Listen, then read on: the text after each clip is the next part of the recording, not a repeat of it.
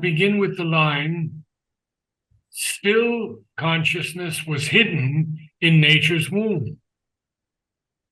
And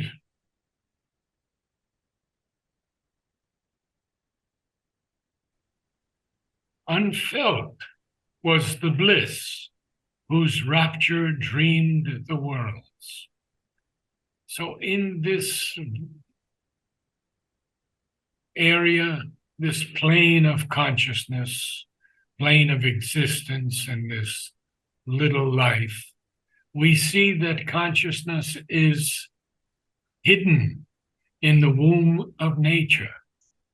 Nature's this active force of conscious being, which, of course, realizes itself in its powers of knowledge and will and delight and self-formulation. It's just the knowledge force of the conscious being.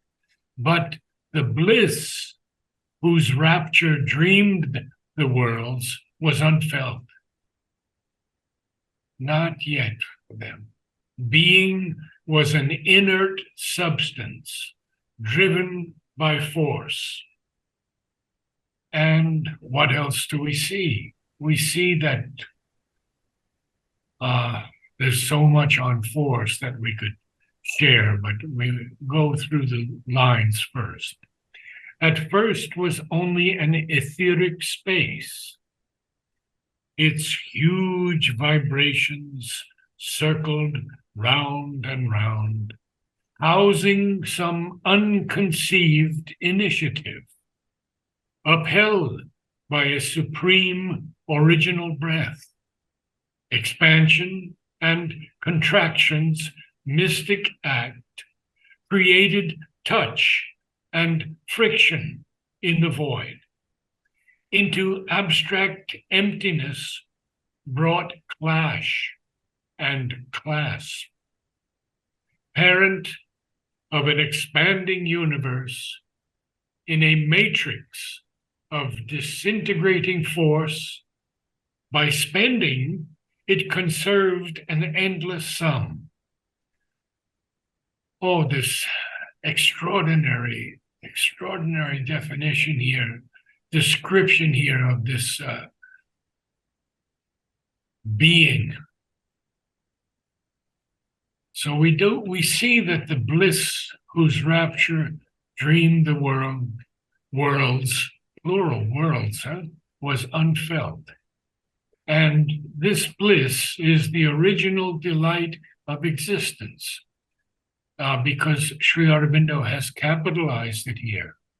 It is not a supreme pleasure of the heart and sensations, because that often comes along with pain and sorrow, but it's a delight of self-existence, a self-delight, the stuff of transcendent and infinite existence. Being was an inert substance driven by force. So being does not have any will of its own at this point. It is inert, and yet it is driven by force. And Sri Aurobindo tells us so many things about force. So we have to understand that this being here in this plane of existence is inert, and yet it is driven by force. And then he says, at first was only an etheric space. Etheric pertains to the ether, the sixth element, if you will, which science does not accept as yet. Although they're beginning to accept that there is a consciousness behind creation. That's a huge step for science. Sri Aurobindo tells us science is just approaching the same thing from a different direction. Interesting. Its huge vibrations circled round and round, housing some unconceived initiative. Wow. So there's only this etheric space to begin with.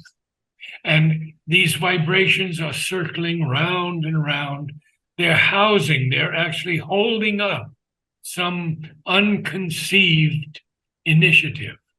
And then he puts a colon after the word initiative. And he says, upheld by a supreme original breath. Note that he capitalizes the word breath here.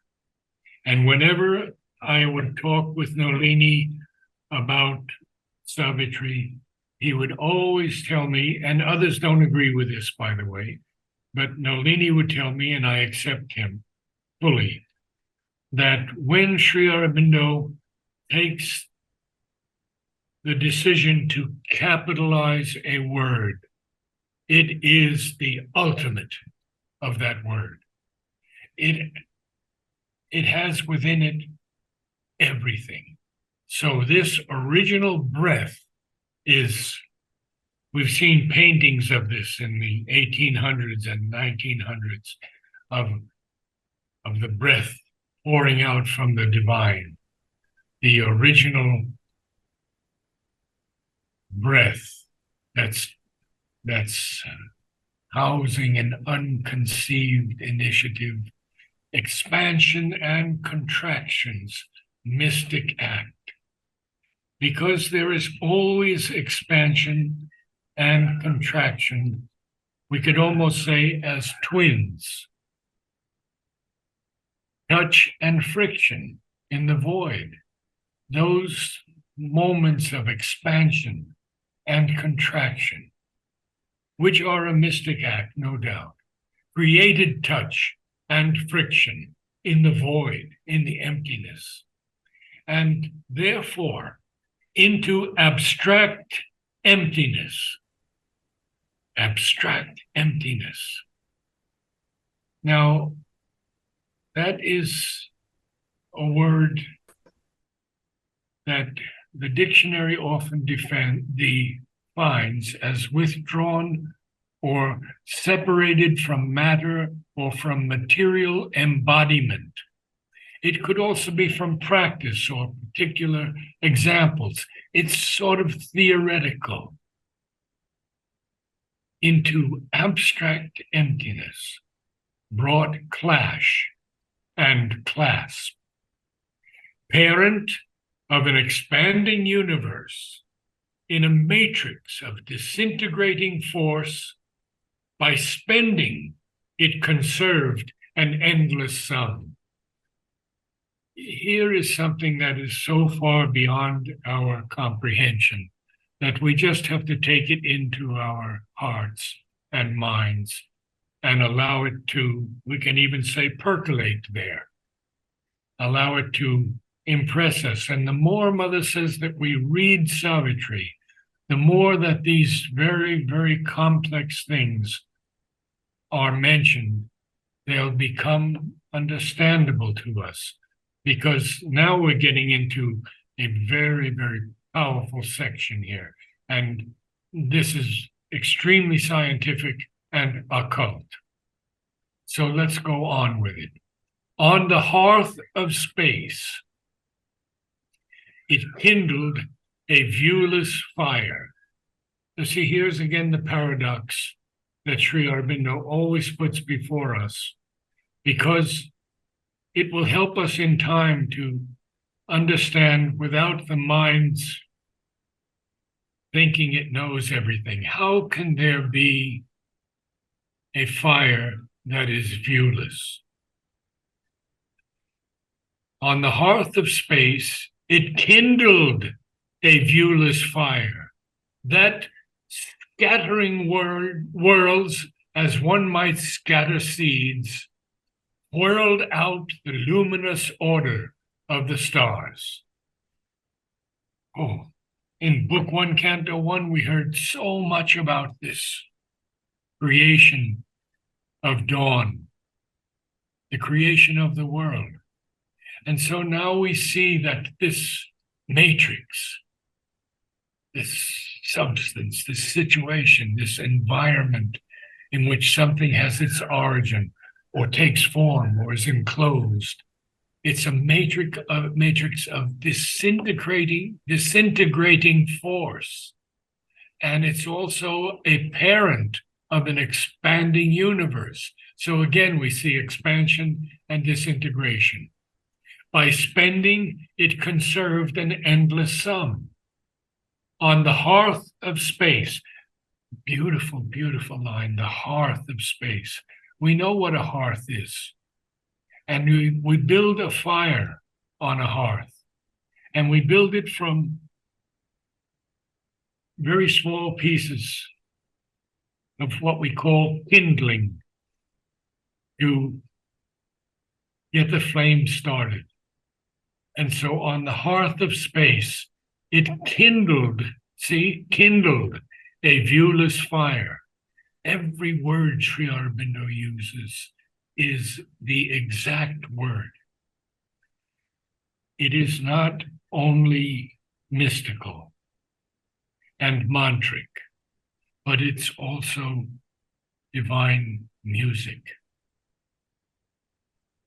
On the hearth of space, it kindled a viewless fire that, scattering worlds as one might scatter seeds, whirled out the luminous order of the stars. An ocean of electric energy formlessly formed its strange wave particles, constructing by their dance this solid scheme. Its mightiness in the atom shut to rest. Masses were forged or feigned, and visible shapes.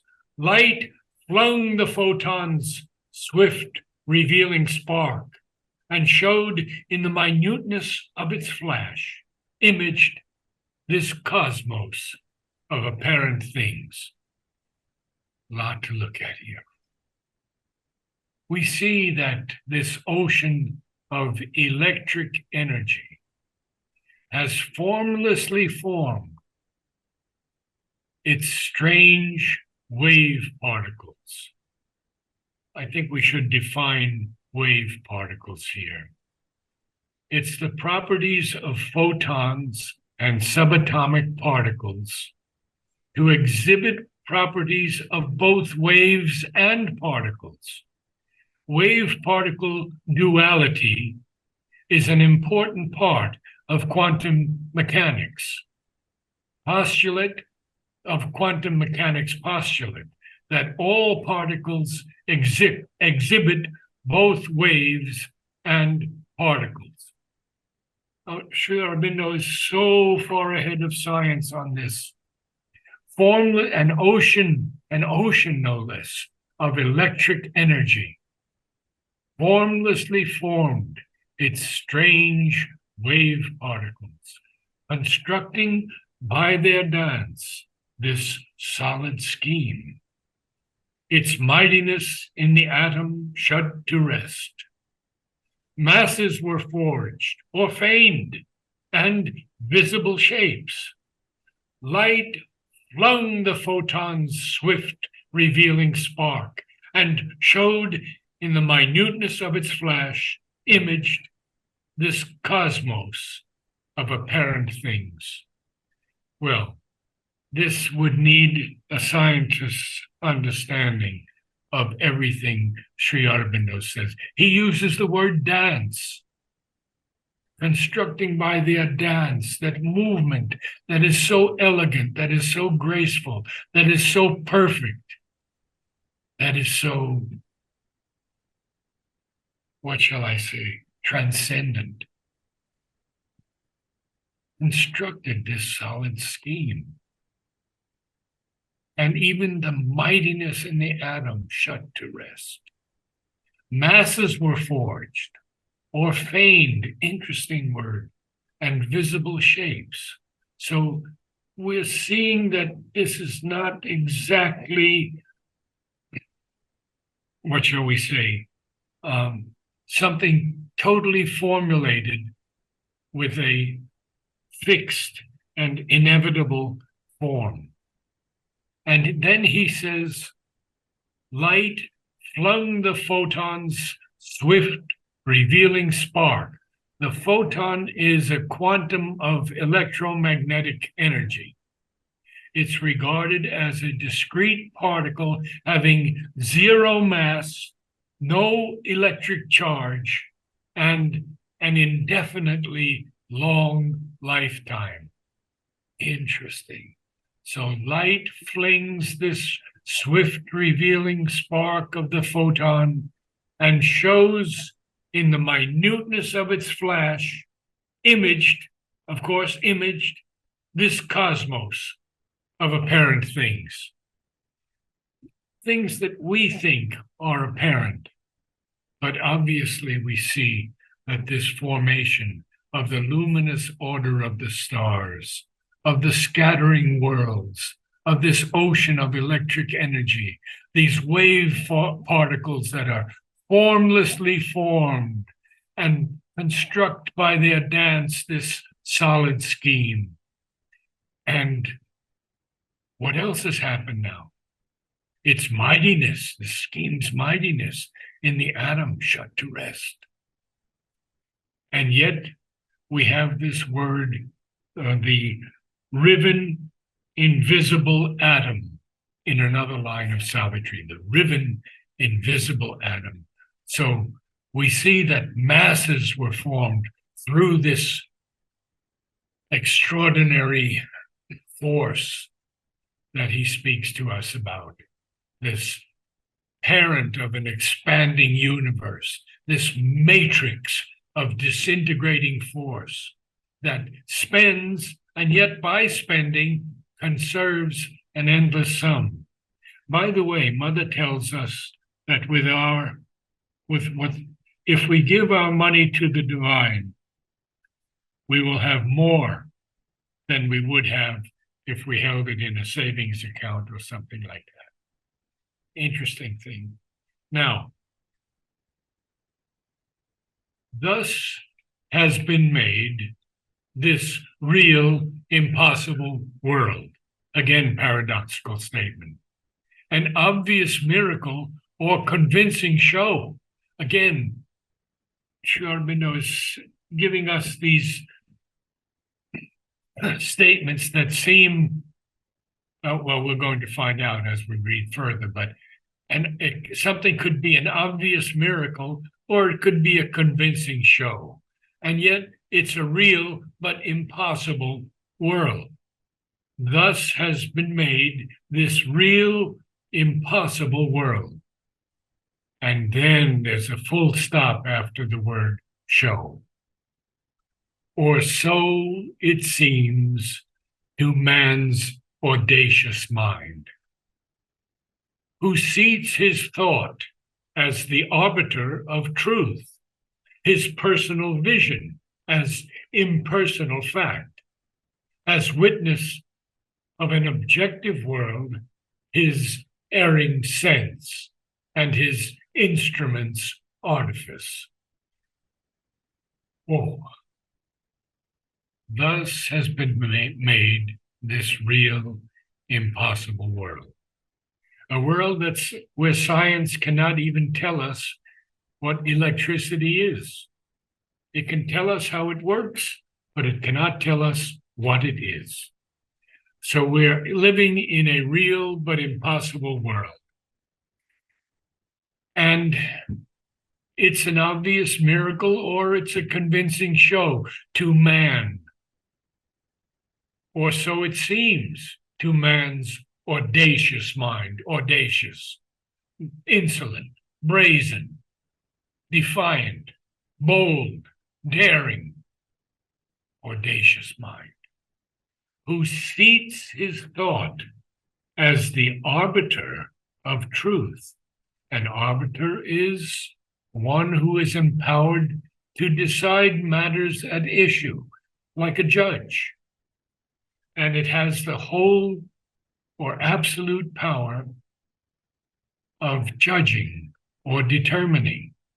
So man seats his thought, places his thought as the arbiter of truth. Not only that, but his personal vision as impersonal fact. So man says, this is true, and I know it's true. But it's a personal vision and has no reality behind it. But he says, it's impersonal fact. I know this. As witnesses of an objective world, his erring sense and his instruments artifice. Artifice is cleverness or skill, ingenuity, inventiveness. Now we go on a little bit more because this is so beautiful. Thus must he work life's tangible riddle out. Tangible? Yeah, something that could be clearly grasped by the mind, something substantial rather than imaginary. Thus must he work life's tangible riddle out. In a doubtful light, by error, seize on truth. Oh, and slowly part the visage and the veil. What a line, what a line. The visage, the face, the features, the countenance, and the veil that hides us from everything. Now, Sri Aurobindo speaks of a familiar visage in reference to Ashrapati. And he says, often a familiar visage studying, his vision warned by the spirit's inward eye, discovered suddenly hell's trademark there. And now he's giving us a reference to these lines.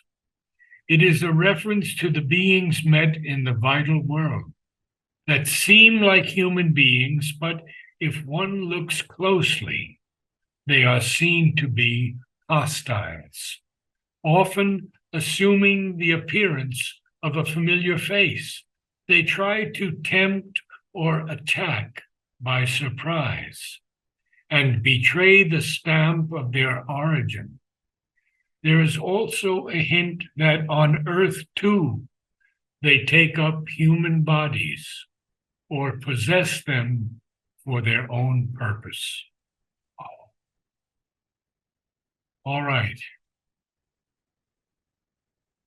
Man has to work out this tangible riddle of life. He does it in a doubtful light. And often he realizes it by error. And by error, he can seize somehow on truth. And Mother tells us two things about truth, or maybe three that I should share with you. The truth is something living, moving, expressing itself at each second. And it is one way of approaching the Supreme. This is in her collected works, these three. The truth is not linear, but global. It is not successive, but simultaneous. Therefore, it cannot be expressed in words. It has to be lived. Now, lastly, she says, truth is a difficult and strenuous conquest.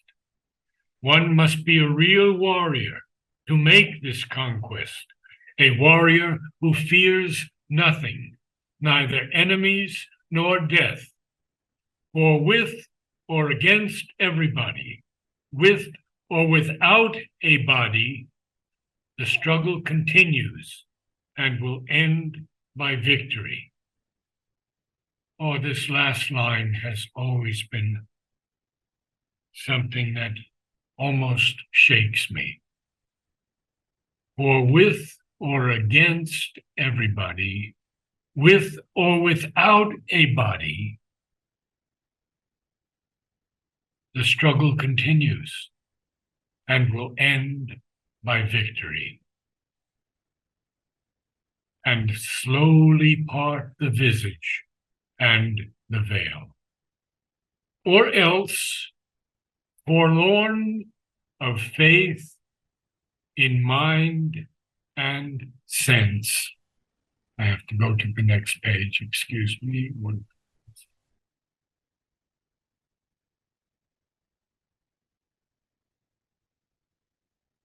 His knowledge, a bright body of ignorance. He sees in all things strangely fashioned here the unwelcome jest of a deceiving force. Oh, we've found that so often in the 19th century, nihilism and existentialism.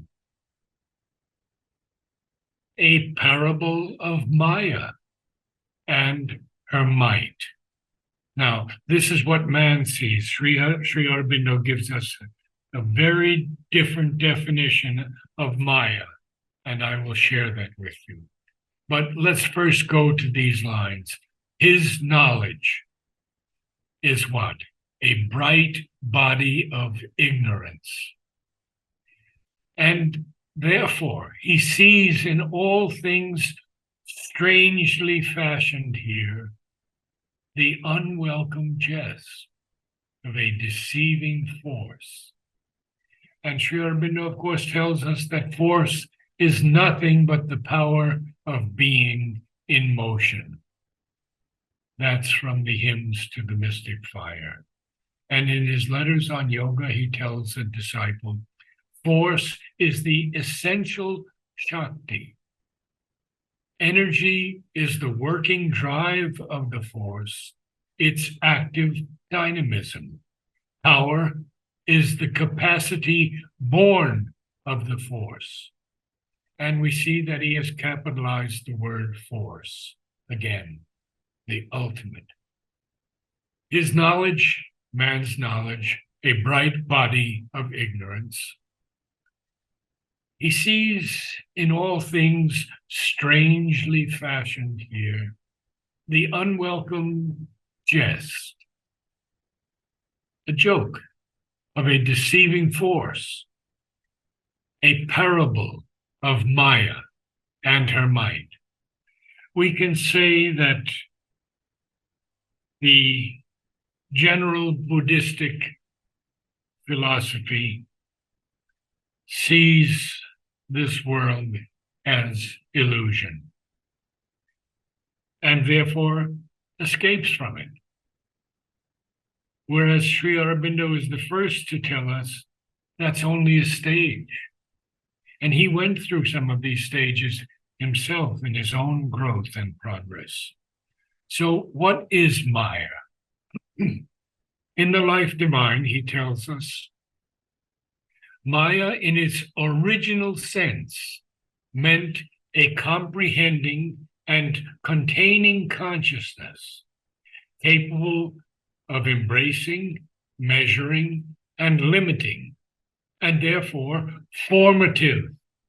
It is that which outlines, measures out, molds, forms in the formless, psychologizes, and seems to make knowable the unknowable, geometrizes, and seems to make measurable the limitless.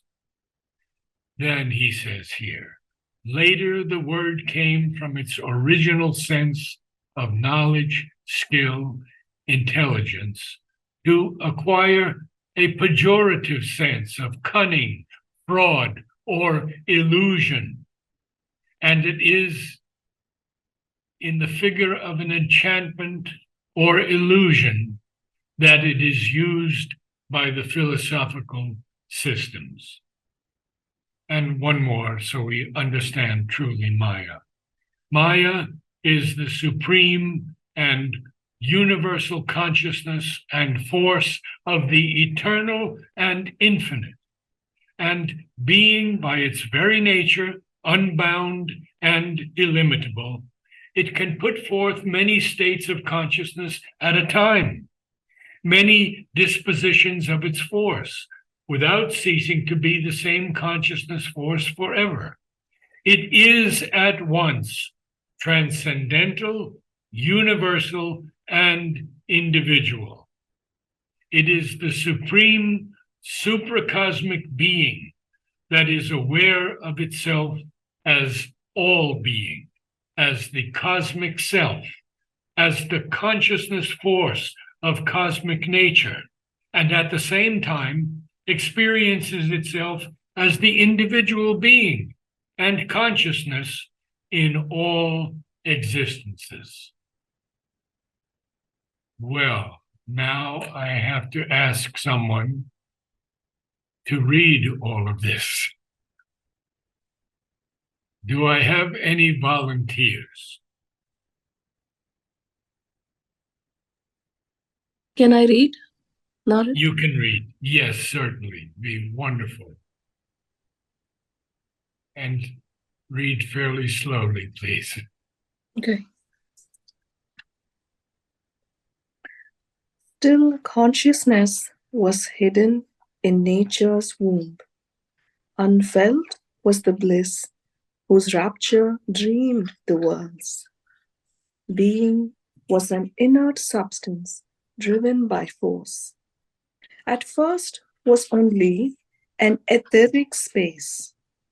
Its huge vibrations circled round and round, housing some unconceived initiative, upheld by a supreme original breath, expansion and contraction's mystic act created touch and friction in the void. Into abstract emptiness brought into abstract emptiness brought clash and clasp. Parent of an expanding universe in a matrix of disintegrating force, by spending, it conserved an endless sum. On a hearth of space, it kindled a viewless fire that, scattering worlds as one might scatter seeds, whirled out the luminous order of the stars.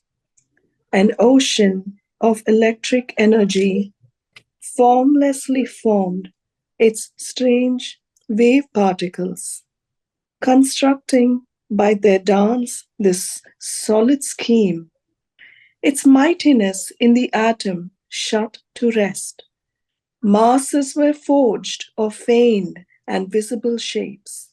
Light flung the photon's swift revealing spark and showed in the minuteness of its flash, imaged this cosmos of apparent things.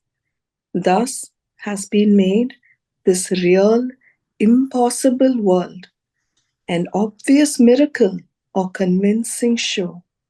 Or so it seems to man's audacious mind, who sees his thought as the arbiter of truth, his personal vision as impersonal fact, as witnesses of an objective world, his erring sense and his instrument's artifice. Thus must he work life's tangible riddle out in a doubtful light, by error seize on truth, and slowly part the visage and the veil, or else, forlorn of faith in mind and sense, his knowledge, a bright body of ignorance, he sees in all things strangely fashioned here, the unwelcome jest of a deceiving force, a parable of Maya and her might.